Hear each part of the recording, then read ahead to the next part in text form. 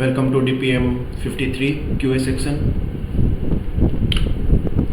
पहला क्वेश्चन क्या बोल रहा है?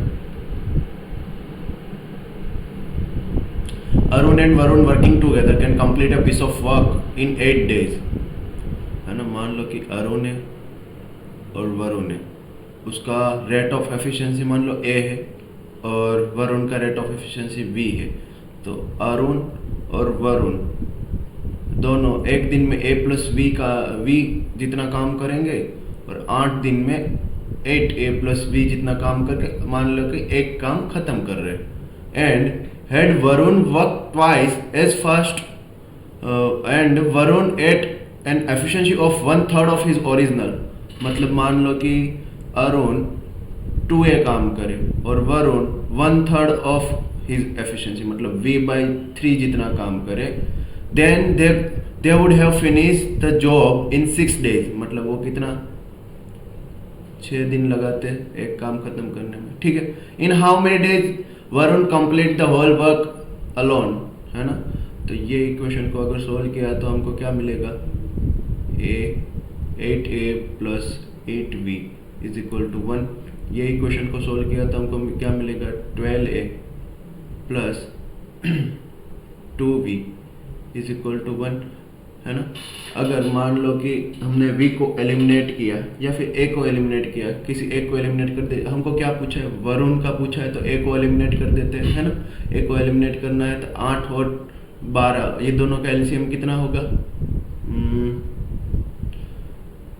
24, है ना। तो इंटू यहाँ 3 किया, इंटू यहाँ 2 किया, तो इक्वेशन क्या बना? 24A + 24V = 3। ये इक्वेशन क्या बना? 24A + 4V = 2। Second equation first equation में से मैंने निकाल दिया तो 20V = 1। मतलब वरुण को एक काम करने के लिए कितना 20 डेज लगेगा। Answer C. अगला question, P can do a piece of work in 10 days। P 10 days में करता है piece of. Q and R can complete who can do the work 3/4 as fast as P join the group, है ना। P से 3/4 fast है, मतलब Q और R का क्या बोला है? अगर ये 10 दिन में करता है तो 3/4 of 10 मतलब कितना हुआ? 3/4 of 10 की बात किया हुआ है ना। फिर क्या बोल रहा है कि S and T who can do the work 1/5 of as fast as P। मतलब देखो अगर इसका 10 दिन में ये काम करता है तो इसका एफिशिएंसी क्या हो गया? 1/10, है ना। ये 3/4 फास्ट काम करता है, मतलब क्या हुआ? 3/4 of 1/10 क्यों का, इसका भी 3/4 of 1/10, है ना। तो ये तो 1/10 है, ये क्या है? 3/40। ये भी क्या है? 3/40। फिर S और T का क्या बोला है? 1/5 बोला है, तो ये 1/5 of 10 होगा 1/10।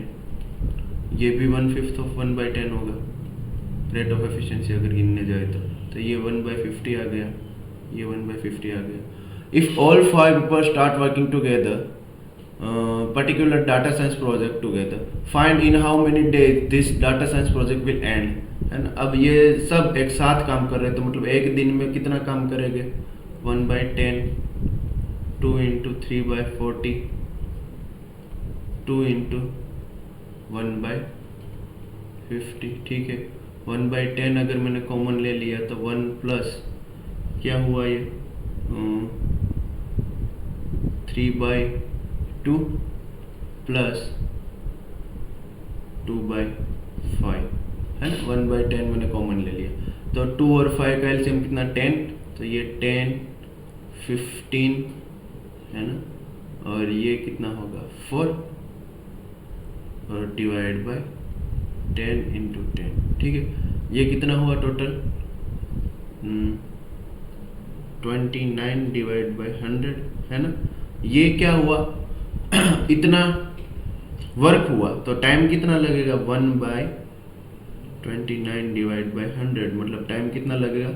100/29, ये कितना होता है 29 3 जाता है 3, 13 बचा डिवाइड बाई 29 डेज, इतना डेज लगेगा, ऑप्शन बी। अगला question, the owner of cloth shop gets a big order and puts all his labor to that order to finish in time. However, after a few days, he realized that at the current speed, he would need 75% time more to finish the order, है ना? So he hires as many more laborers as were already there. मतलब मान लो कि पहले Y labour थे तो Y labour और आया, मतलब अब कितना 2Y लेबर्स हो गए, है ना? How much order was completed before the new workers were hired? मान लो कि T टाइम में सब खत्म होने वाला था, लेकिन X टाइम के बाद हमको पता चला कि 75% मोर टाइम लगेगा, है ना? तो फिर T माइनस X टाइम के लिए 2Y वर्कर ने काम किया, है ना? मान लो कि Y वर्कर T टाइम में 1.75 T टाइम में काम खत्म करने वाले थे और Y वर्कर एक टाइम पे एक Y काम करते हैं, तो X टाइम पे XY काम करेंगे, है ना? तो पहले तो टोटल वर्क कितना होगा, अगर Y वर्कर होते तो 1.75 T इंटू वाई जितना टाइम लगता इतना टोटल काम होता, अब XY जितना काम हो गया, है ना? फिर 2Y T माइनस X जितना काम किया तब सब खत्म हुआ काम, है ना? तो ये बात थी। अब इसमें से Y तो कैंसिल आउट हो जाएगा, बचा क्या 1.75 T is equal to X plus 2T minus 2X, है ना?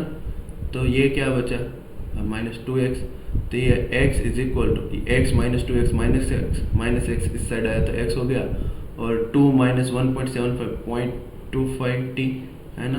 तो x बाई t का रेशियो क्या आया 25/100, है ना?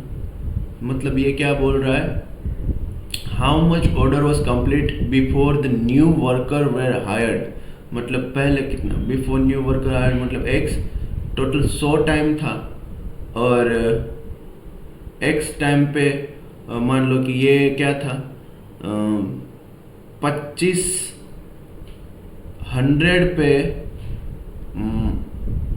1.75 t जितना ना, t 1.75 t था ना टोटल, इसकी वैल्यू 100 ले लो तो 175 पे मान लो कि 100% काम हो जाता, तो 25 पे कितना काम हुआ होता था 100 इंटू 25 डिवाइड बाई 175, क्योंकि Y वर्कर थे ना उस टाइम पे, तो ये कितना हुआ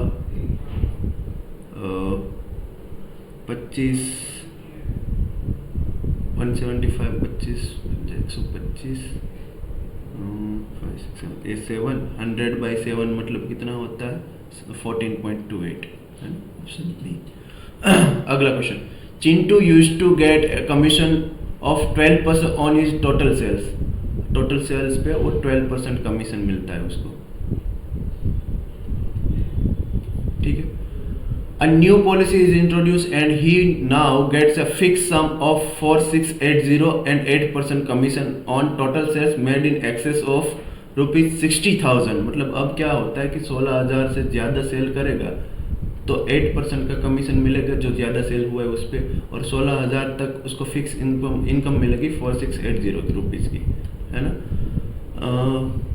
his total sales for this month was the same as that for the last month and his total income for this month is 1000 more than that for the last month.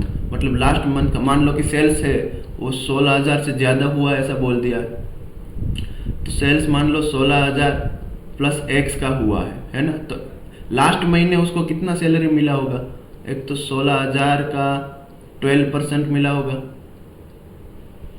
दूसरा ये x का भी 12% मिला होगा, है ना? Commission base पे ये सैलरी से 1000 ज़्यादा है इस महीने का सैलरी कैसे मिलेगा 16,000 तक 4680, है ना? प्लस जो x इनकम है उस पर 8% मिलेगा, है ना? अब क्या बोल रहा है कि हमको x निकालना है, तो x निकल गया तो ये टोटल सेल से वो मिल जाएगा, है ना। तो ये 0 से 0 गया, है ना। 160 इंटू 12 1920 प्लस 1000, ये 12x/100 है, माइनस 8x/100 किया तो ये 4x/100 बचा, इज इक्वल टू 4680, है ना। तो 1920 plus 1000 2920, 4x/100 is equal to 4680 minus 2920, ये कितना होगा 8 - 2 60 16 7 1760, 4x/100 इज इक्वल टू 1760। तो x की वैल्यू कितनी आएगी 1760 इंटू 100 डिवाइड बाई 4, है ना।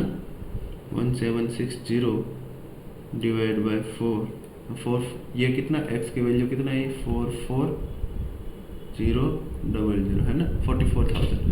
अब x की वैल्यू 44,000 है, तो टोटल सेल्स कितना हुआ, ये हम लिख देंगे 44,000 प्लस 16,000, तो टोटल सेल्स कितना हुआ 60,000, है ना, ऑप्शन सी। अगला question, in election between two candidate one got 55% of the total valid votes, है ना, वैलिड का 55% एक को मिला है ना। 20% of the votes are invalid, मतलब 100x अगर टोटल वोट्स है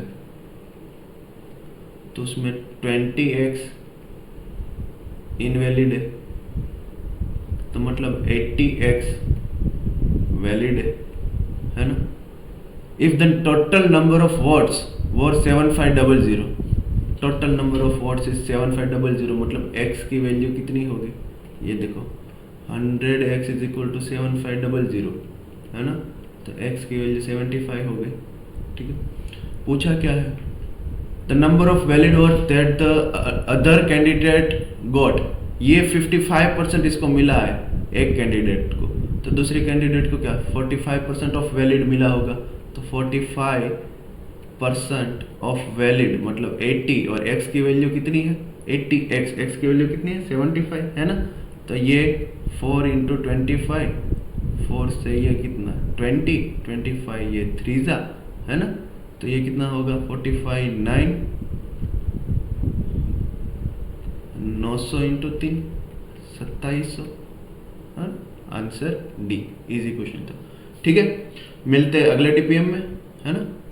थैंक यू।